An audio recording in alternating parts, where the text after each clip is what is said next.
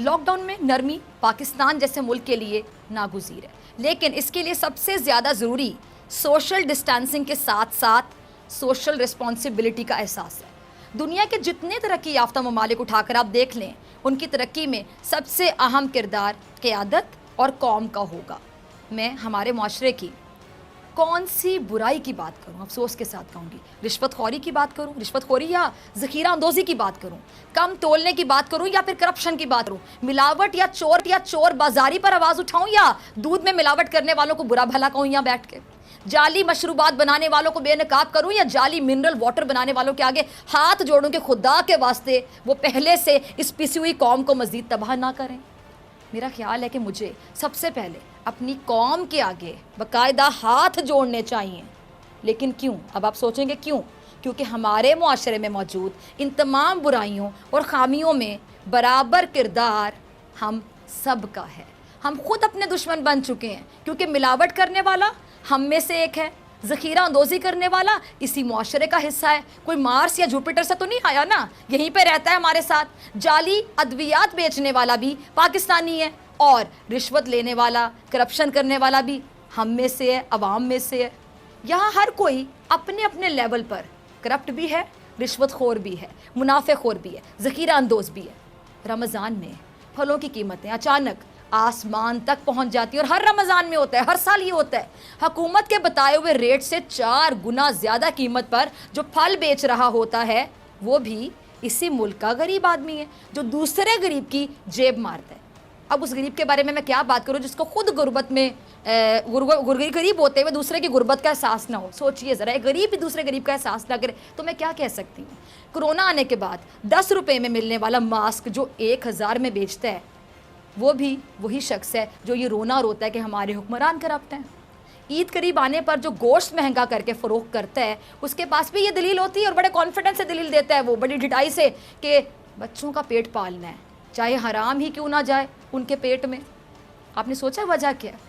وجہ یہ ہے کہ احساس ذمہ داری ہے ہی نہیں ہے، اس بات کا ادراک تک نہیں ہے کہ جو ہمارے سامنے ہے، جو ہم دیکھ رہے ہیں، یہ وہی ہے جو ہم نے بویا ہے۔ ہم بھی اسی بہتی گنگا میں کہیں نہ کہیں ہاتھ دھو رہے ہیں۔ کورونا کو پوری دنیا نے یقیناً ہلا کر رکھ دیا۔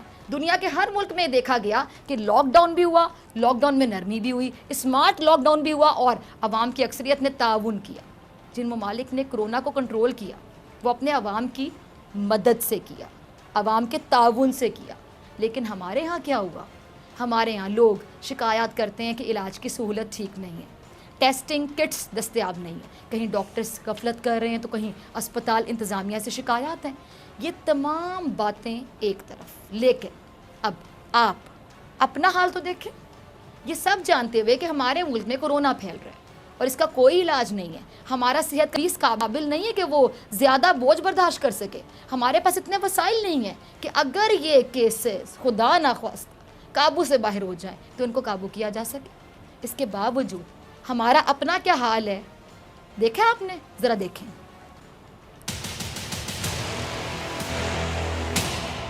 بہت زیادہ ہے، ہم نے کافی کوشش کی کہ اس کو کنٹرول کر سکے، لیکن مجبوراً ہمیں اس کو سیل کرنا پڑا۔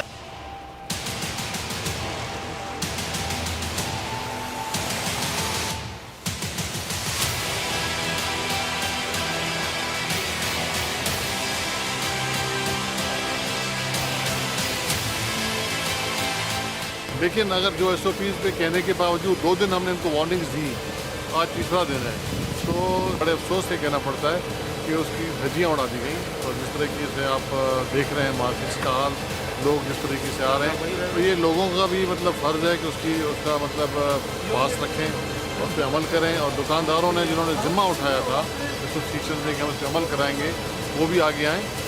اگر میں پنجاب کی بات کروں، پنجاب میں 1300 سے زائد، اسلام آباد میں 40 کے قریب، اور ملک میں کرونا کے مریضوں کی تعداد 35,000 سے زائد ہو چکی ہے، 750 سے زائد اموات ہیں۔ آج ایک ہی دن میں 2000 سے زائد، آپ نے صحیح سنا، 2000 سے زائد ایک ہی دن میں کرونا کے نئے مریض سامنے آئے ہیں۔ اس پر عوام کا حال یہ ہے کہ اگر آپ دیکھیں کراچی میں زینب مارکیٹ کو سیل کر دیا گیا, ایک پلازا بند کر دیا گیا. حیدرآباد کی بات کروں تو 11 دکانیں سیل کر دی گئیں, اور پنجاب میں بھی مارکیٹس بند کرنے پر غور کیا جا رہا ہے. اب اگر مارکیٹس پھر بند ہوتی تو تاجر یقینی طور پہ احتجاج کرنے پر آ جائیں گے, لیکن مارکیٹس اگر اسی طرح کھلیں گی تو پھر کیا یہ ملک کے ساتھ زیادتی نہیں ہوگی اگر اسی طرح کھلیں گی؟ جب تاجروں سے تمام حکمت عملی طے کرنے کے بعد بازار کھولنے کا فیصلہ کیا گیا تھا تو یہ صورتحال آخر ہوئی کیسے؟